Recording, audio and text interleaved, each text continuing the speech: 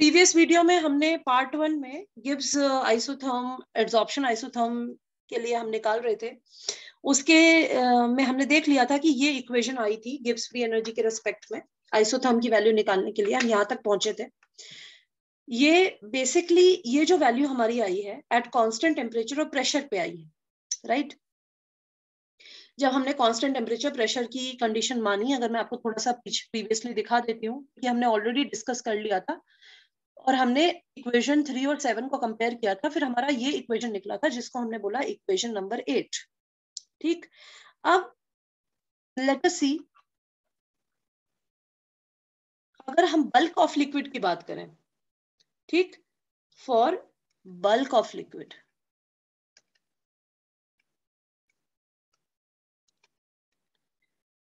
उसके लिए एक्सप्रेशन क्या होगी। ठीक, तो वी नो दैट कि हमारे पास जो फॉर्मूला है वो ये था सरफेस के लिए। किसके लिए था ये? सरफेस के लिए। बल्क की बात करेंगे तो हम यहाँ पे नॉट लगा देते हैं भाई। यहाँ पे जो वैल्यू है ये सरफेस कहला रही है, बल्क मतलब सेंटर वाला। यहाँ पे कितनी कंसेंट्रेशन हो रही है सॉल्यूट की, तो सरफेस के लिए हमारे पास ये इक्वेशन आ गई। अब हम लिक्विड के लिए हमारा यही इक्वेशन में हम लिख देंगे n1 डिग्री लगा देंगे,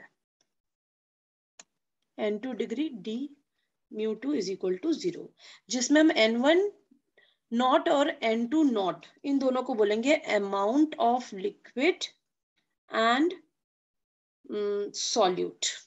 ठीक है, amount of liquid and amount of solute in bulk phase.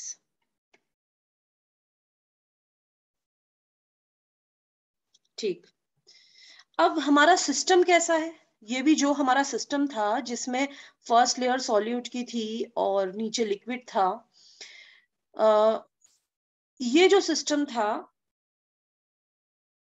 At equilibrium, अगर हम देखें सिस्टम इक्विलिब्रियम पे ही काम कर रहा था, तो हम ये देख सकते हैं कि जो केमिकल पोटेंशियल है बल्क का, ईच कंपोनेंट का जो मतलब केमिकल पोटेंशियल है μ1 और μ2, ईच कंपोनेंट जो है बल्क का एंड सरफेस का, ठीक है, बल्क का और सरफेस का केमिकल पोटेंशियल का वैल्यू सेम है। Chemical potential value is same. कैसे? आप देखो, ये इक्वेशन आपका क्या है? बल्क वाले लिक्विड का एक्सप्रेशन है और ये है आपके सरफेस वाले का। तो इन सब में आप ऑब्जर्व करो डी μ1 डी μ2, इसमें भी डी μ1 और d μ2 chemical potential value same है। ठीक है, तो केमिकल पोटेंशियल वैल्यूज इनकी क्या हो गई? सेम हो गई। और ये कंडीशन हमारी कहाँ हुई? Chemical potential values are same at equilibrium. ठीक है, chemical potential of bulk and chemical potential of surface solute values are same at equilibrium. ठीक है, इक्विलिब्रियम पे सेम है। मतलब अगर कोई भी चेंजेस होंगे वो सिमिलर होंगे, आइडेंटिकल होंगे दोनों ही फेजेस में। ठीक है, चाहे फेज ये वाली हो चाहे ये फेज हो, जो भी चेंजेस वहां पे होने हैं वो आइडेंटिकल होने हैं। ठीक, तो इसीलिए हम किसी एक को, एक एक डी μ1 है, एक डी μ2 है, तो एक वैल्यू को, किसी भी एक वैल्यू को, एनीवन, हम इन दोनों में से किसी एक, क्योंकि दोनों ही क्या है? आइडेंटिकल है, सेम है, दे आर आइडेंटिकल, तो हम किसी एक को इग्नोर कर सकते हैं या हम एक को यहां से हटा सकते हैं। ठीक है, बोथ फेजेस के लिए ये वैल्यूज आइडेंटिकल होती हैं केमिकल पोटेंशियल की, इसीलिए हम किसी एक को यहाँ पे एलिमिनेट कर सकते हैं। तो हमने यहाँ पे एलिमिनेट किया डी μ2 को, ठीक है, अबव इक्वेशन से। तो जब हमने उस वैल्यू को वहां से एलिमिनेट किया तो हमारा इक्वेशन क्या बन गया? इस इक्वेशन से भी एलिमिनेट किया और इस इक्वेशन से भी एलिमिनेट किया, means from equation 8 and equation 9। Eliminate, हटाना, एलिमिनेट मतलब हटाना, eliminate d μ2 from equation 8 and 9 और इनको कंबाइन किया तो इन दोनों इक्वेशन को, तो हमारा फॉर्मूला बन गया n1 minus n2 not upon n1 not d mu 2 plus n2 d mu 2 plus sigma d gamma is equal to 0। ठीक है, हमारा इक्वेशन ये बन जाएगा। अगर आपको यहाँ पे शायद उन्होंने डी म्यू 1 को एलिमिनेट किया, अब आप देख सकते डी म्यू 1 को एलिमिनेट किया है, तो उसको एलिमिनेट कर दिया वहां से, तब हमारी वैल्यू ये निकल के आ गई। ठीक,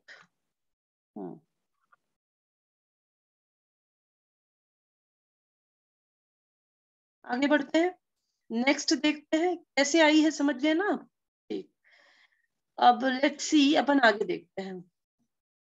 भाई इसमें मैंने इस वैल्यू को इधर ले गए, डी म्यू 2 था, ये वैल्यू इधर चली गई तो n2 वाली, तो ये माइनस हो गई, और एक वैल्यू इधर हो गई डी म्यू 2, एक को इग्नोर कर दिया, इस वैल्यू को इग्नोर करके ये यहां ले आई मैं, तो इक्वल टू 0 हो गया ना, तो अपन ने इसी को लिखा है।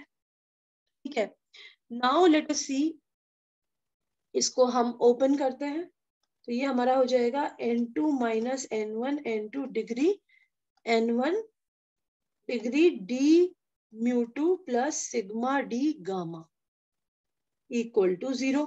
हम इसको सॉल्व करते जा रहे हैं।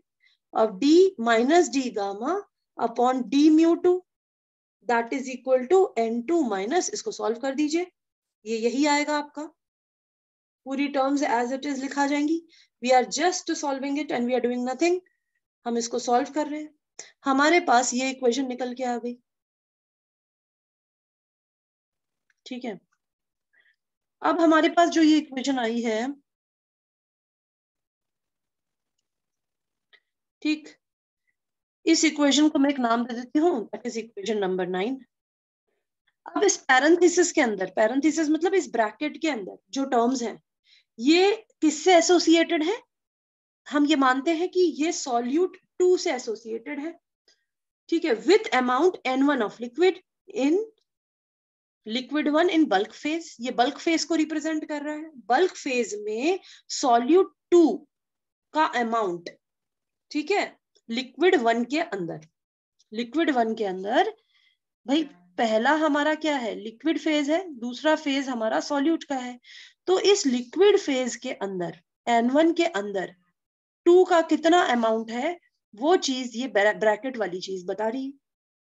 तो हम कह सकते हैं ये जो ब्रैकेट में टर्म लिखी हुई है, ये क्या रिप्रेजेंट कर रही है, the amount of solute to associated, जो एसोसिएटेड है किससे, with amount of n1 of liquid 1 in the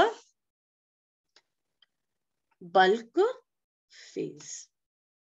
On the other hand, you can see जो n2 यहाँ पे लिखा हुआ है, ये किस चीज को संबोधित कर रहा है, and n2 is the amount of solute associated with amount, आप कह सकते हो amount n1 of the liquid, और कहां पे, एट द सरफेस। कहने का मतलब ये है कि ये वाली जो टर्म है ये बल्क को बता रही है, ये वाली जो टर्म है ये सरफेस को बता रही है। समझ गए? ठीक है, तो अब क्या करना है, जो भी न्यूमरेटर वाला पोर्शन है इस इक्वेशन में, ठीक है, ये वाला इक्वेशन में न्यूमरेटर वाला जो भी वैल्यूज है, ये वैल्यूज जो है, अगर एक्सेस अमाउंट ऑफ सॉल्यूट उपस्थित है, अगर प्रेजेंट है एक्सेस मात्रा में, है ना, सॉल्यूट का कंसंट्रेशन अगर एक्सेस है, कंडीशन लगा रहे हैं, if in equation 9 solute concentration is in excess, अगर सॉल्यूट कंसंट्रेशन एक्सेस में है, राइट हैंड साइड में, किसके हिसाब से, पर यूनिट एरिया के हिसाब से, पर यूनिट एरिया के हिसाब से ऑफ द सरफेस में सॉल्यूट का कंसंट्रेशन अगर एक्सेस है, सच दैट उसको हम किससे रिप्रेजेंट करेंगे, उसको हम ऐसे टाउ से रिप्रेजेंट करते हैं, मतलब n2 minus n1 n2 degree या नॉट, n1 नॉट, ये वैल्यू जो है sigma is equal to tau, हम इसको क्या मानते हैं, इस सिंबल के बराबर मानते हैं ना, पर यूनिट सरफेस एरिया के हिसाब से। अगर सॉल्यूट का, यहाँ पे सॉल्यूट का कंसंट्रेशन ज्यादा है पर यूनिट सरफेस एरिया के हिसाब से, तो हम इस वैल्यू को टाउ के बराबर मानते हैं, ठीक है। ये हो गई हमारी 10th इक्वेशन, हम इसको टाउ के बराबर मानते हैं। therefore now from equation 9 and 10 we get, हमें क्या मिलता है, कंपेयर करके वैल्यू निकाल लो। टाउ की वैल्यू क्या हो गई, minus d gamma upon d mu to, ये वैल्यू हमारी आ जाती है, ठीक है। तो ये वैल्यू हमारी आ गई। तो ये क्या बता रही है, ये बता रही है कि अगर सरफेस पे सॉल्यूट का कंसंट्रेशन ज्यादा हो जाता है तो उस समय एब्जॉर्प्शन का कंसंट्रेशन पर एरिया वाइज ज्यादा हो जाता है, तो वो वैल्यू जो भी एब्जॉर्प्शन होगा वो किस पे निर्भर करेगा, change in surface station upon chemical potential of the component या chemical potential of the liquid. So according to, we know that according to thermodynamics, हमें पता है कि जो केमिकल पोटेंशियल है सॉल्यूट 2 का, भाई 2 किसको रिप्रेजेंट कर रहा है, सॉल्यूट 2 को रिप्रेजेंट कर रहा है। सॉल्यूट 2 का जो केमिकल पोटेंशियल है वो किसके बराबर होता है, chemical potential standard plus RT ln A2 के बराबर होता है, केमिकल पोटेंशियल का फॉर्मूला। तो इसका मतलब क्या हो गया, ये वैल्यू क्या कहला रही है, ये वैल्यू कहला रही है chemical potential of pure solute. क्या कहला रही है, chemical potential of pure solute in liquid phase. Liquid phase में प्योर सॉल्यूट का वैल्यू, ठीक है। अब नेक्स्ट है आपका, ये इक्वेशन हमारे पास है, ठीक। नाउ सिग्मा म्यू टू बराबर, सॉरी डी म्यू टू बराबर क्या है, फॉर्मूला एक और होता है RT डी ln A2 होता है, ठीक। और सिंस हमें पता है कि d mu two star L is equal to 0, भाई ये वैल्यू 0 है, स्टैंडर्ड वैल्यू है, स्टैंडर्ड वैल्यू इक्विलिब्रियम पे 0 होती है, तो म्यू टू की वैल्यू किसके बराबर हो जाएगी, इसके बराबर हो जाएगी। इसको दे दो इक्वेशन नंबर 11, सॉरी ये अगर 11 है तो ये इक्वेशन नंबर 12 हो जाएगी, ठीक है। अब हमारे पास एक और इक्वेशन आ गई, that is d mu two is equal to RT d ln A2, ये हो गई आपकी इक्वेशन नंबर 12, जो कि हमें पता है। अब हम क्या करेंगे, सब्स्टिट्यूट करेंगे, सब्स्टिट्यूट या सब्स्टिट्यूटिंग फॉर आप कह सकते हो, इक्वेशन टाउ वाली 11, सब्स्टिट्यूटिंग फॉर इक्वेशन 11 है ना, वी ऑब्टेन, हमें सब्स्टिट्यूशन करना है इस 12 का, फ्रॉम 12 से हम इक्वेशन नंबर 11 में डी म्यू टू की वैल्यू को सब्स्टिट्यूट करेंगे। ये हमारे पास टाउ की वैल्यू क्या थी, tau is equal to minus d surface tension, change in surface tension upon d mu two थी। अब ये म्यू टू की वैल्यू मैं कहाँ डाल दूंगी, इस इक्वेशन में डाल दूंगी, ये इक्वेशन 11 थी, तो अब अपन डाल देते हैं और हमारा इक्वेशन बन जाएगा tau is equal to minus 1 upon t gamma ln A2 t is equal to minus A2 upon RT gamma upon A2 t लिख सकते हैं, ठीक है ना। ये वैल्यू इसके बराबर होगी, ठीक। मैं इसको थोड़ा और क्लेरिफाई कर देती हूँ। जैसे इसको आपने सॉल्व आउट किया, इन दोनों को कंपेयर करिए, आपको यही वैल्यूज आएंगी। ठीक, नाउ अगर सोल्यूशन, ये कब था, जब एक्सेस में सॉल्यूट है और हमारे पास ये इक्वेशन निकल के आया। नाउ अगर सॉल्यूशन इज वेरी डाइल्यूट, अगर सॉल्यूशन बहुत ही ज्यादा डाइल्यूट है, सॉल्यूशन बहुत ही ज्यादा डाइल्यूट है, इट बिहेव आइडियली, वो आइडियली बिहेव करेगा, so that the activity A2 of solute can be replaced. हम एक्टिविटी को रिप्लेस कर सकते हैं बाय कंसंट्रेशन। भाई अगर डाइल्यूट ज्यादा है तो एक्टिविटी हम ना बोल करके उसको कंसंट्रेशन बोल सकते हैं, तो A2 की जगह मैं क्या लिख सकती हूँ, C2 लिख सकती हूँ। तो ये जो मेरा इक्वेशन नंबर 13 है, ये मेरा चेंज हो जाएगा। Therefore equation 13 becomes is equal to -1 upon RT gamma ln C2। A2 की जगह क्या हो जाएगा, C2, that is equal to -C2 upon RT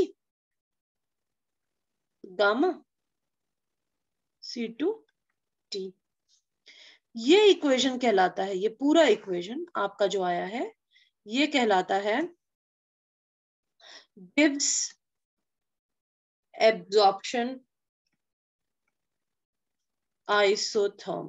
क्या कहलाता है, गिब्स एब्जॉर्प्शन आइसोथर्म। ठीक, तो हम देख सकते हैं व्हेन सॉल्यूट, कंडीशंस क्या आ गई, when solute is positively adsorbed, अगर सॉल्यूट पॉजिटिवली एड्सॉर्ब हो जाता है एट द सरफेस, ठीक है, तो जो द ग्रेडियंट है, द ग्रेडियंट, यहाँ पे ग्रेडियंट की वैल्यू क्या हो जाएगी, y is equal to mx plus c के हिसाब से ग्रेडियंट ये हो जाएगी, ये जो ग्रेडियंट है must be negative, you can see that.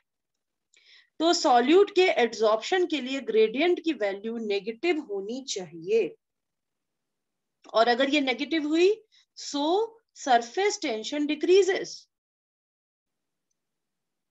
Obviously. ठीक है,